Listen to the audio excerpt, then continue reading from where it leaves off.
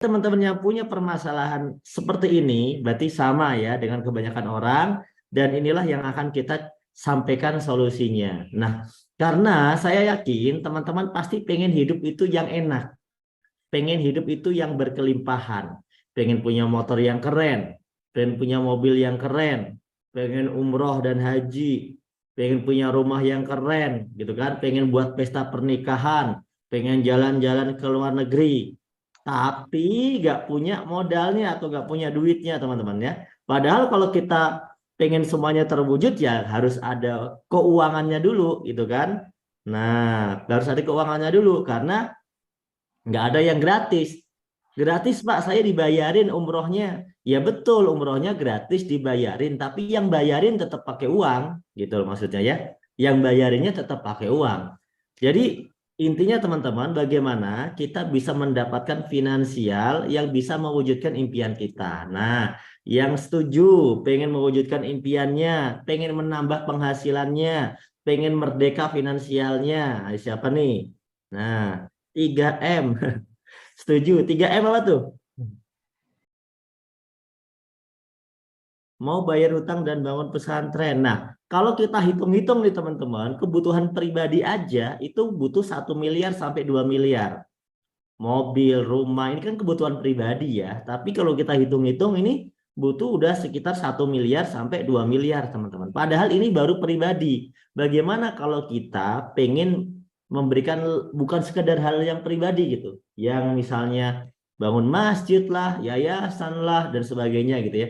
Pasti lebih dari 2 miliar teman-teman. Oleh karena itu, setidaknya yang akan kami sampaikan begini, dalam kurun 1 sampai 2 tahun, semua hal kebutuhan pribadi tercapai. Selanjutnya teman-teman bisa melakukan apa saja ya, apapun ya. Yang penting kebutuhan pribadinya dalam 1 tahun 2 tahun saja sudah tercapai. Sehingga di tahun-tahun berikutnya teman-teman bisa mewujudkan hal-hal yang lainnya yang lebih bersifat umat. Nah, karena banyak orang nih teman-teman ternyata beli motor aja itu pakai kreditan ya Mas Dimas. Mas Ali dulu kreditnya waktu Betul beli banget. motor. Wah, pasti kredit lah, Cap. Kalau nggak kredit zaman dulu kan, aduh, semua orang itu, Cap. Jangankan yang nggak punya duit, yang punya duit aja kredit, Cap. Nah, ini banyak orang yang paradigmanya pola pikirnya begitu ya. Jadi beli motor kredit, beli mobil kredit, beli rumah kredit. Banyak yang lebih parah itu hal-hal kecil kredit, beli handphone kredit, beli elektronik kredit gitu kan. Nah, itu banyak banget nih. Pada akhirnya kalau mungkin hal-hal yang kecil tadi sih mungkin nggak terlalu pusing ya harusnya ya. Tapi kalau udah kreditannya berupa mobil, berupa rumah, itu kan sampai puluhan tahun ya. Nah, itu yang bikin stres dan pusing. Nah, jadi ibaratnya teman-teman, kalau sampai kita hidup seperti itu ibaratkan kehidupan kita, seumur hidup kita itu cuma habis buat bayarin kreditan. Nah, cuma habis buat bayarin kreditan. Ini kan apa ya?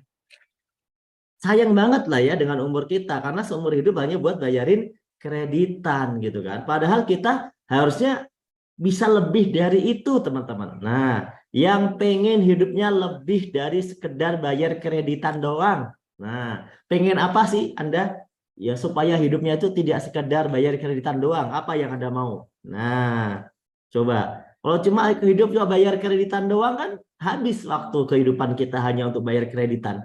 Ditambah kreditannya riba lagi. Ya, mengandung unsur riba. Riba kan dosa besar ya di agama manapun ya.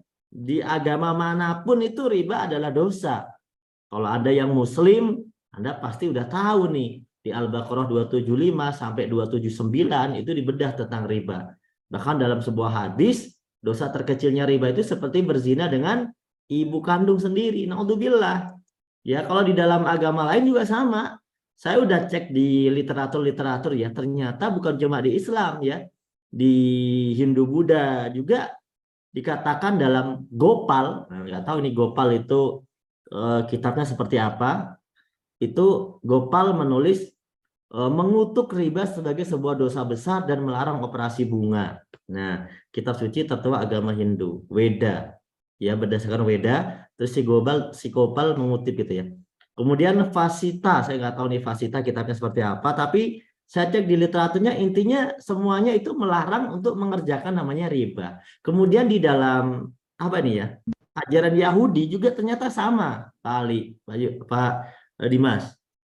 Itu saya baca literatur, Oh, ya ternyata janganlah engkau mengambil bunga, uang atau riba darinya dan seterusnya lah. Itu dalam kitab Exodus, kemudian Deuteronomi, kemudian Levisitus, nah Imamat ya kan, itu ternyata ada gitu loh. Kemudian juga di dalam ajaran Kristen ternyata banyak banget, malah banyak banget ya. Bahkan di sana ada namanya canon, nggak tahu canon itu semacam kayak undang-undang gitu ya, undang-undang yang dikeluarkan di beberapa peraturan dan ternyata semuanya melarang tentang praktek-praktek riba ini. Nah, oleh karena itu teman-teman ya, intinya kesimpulannya begini.